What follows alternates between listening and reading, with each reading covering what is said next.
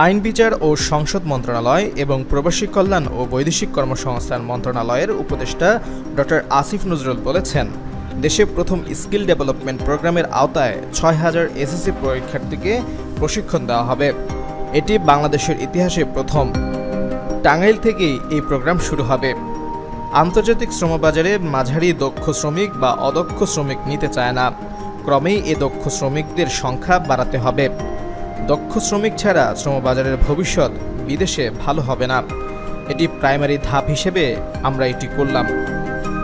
শনিবার বিকেলে Tangail TTC, Nagarpur TTC ও Kalihati TTC SSC পরীক্ষার্থীদের দক্ষতা উন্নয়ন কোর্সের উদ্বোধনে তিনি এসব কথা বলেন।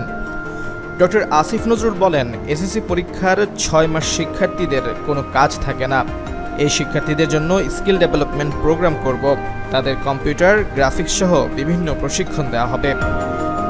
মন্ত্রণালয়ে দায়িত্ব নেওয়ার পর বাইরের দেশে অনেক কর্মসংস্থানের সুযোগ পেয়েছি। সার্বিয়া, রোমানিয়া সহ ইউরোপে সুযোগ সৃষ্টি হয়েছে। জাপান থেকে ১ লাখ শ্রমিক নেওয়ার অফার পেয়েছেন প্রধান উপদেষ্টা। মালয়েশিয়া বলছে সবচেয়ে বেশি শ্রমিক বাংলাদেশ থেকে নেবে। সৌদি আরব ও জর্ডানে যারা নিয়মিত ছিল তাদের নিয়মিত নেবে এমন আশ্বাস পেয়েছে। তবে বাহরাইনে জটিলতা রয়েছে, সেটি নিরসনের চেষ্টা চলছে। প্রবাসী কল্যাণ লাউঞ্জ করা হয়েছে। ভবিষ্যতে প্রবাসীদের জন্য একটা হাসপাতাল করার স্বপ্ন রয়েছে। এ হাসপাতালের মালিক হবে তারাই। টাঙ্গাইল কারিগরি প্রশিক্ষণ কেন্দ্রে আয়োজিত উদ্বোধনী অনুষ্ঠানে সভাপতিত্ব করেন জেলা প্রশাসক শরীফা হক। এ সময় উপস্থিত ছিলেন জনশক্তি কর্মসংস্থান ও প্রশিক্ষণ ব্যুরোর মহাপরিচালক সালেহ আহমেদ মোজাফফর। এতে স্বাগত বক্তব্য রাখেন টাঙ্গাইল কারিগরি প্রশিক্ষণ কেন্দ্রের অধ্যক্ষ রাশিদুল ইসলাম।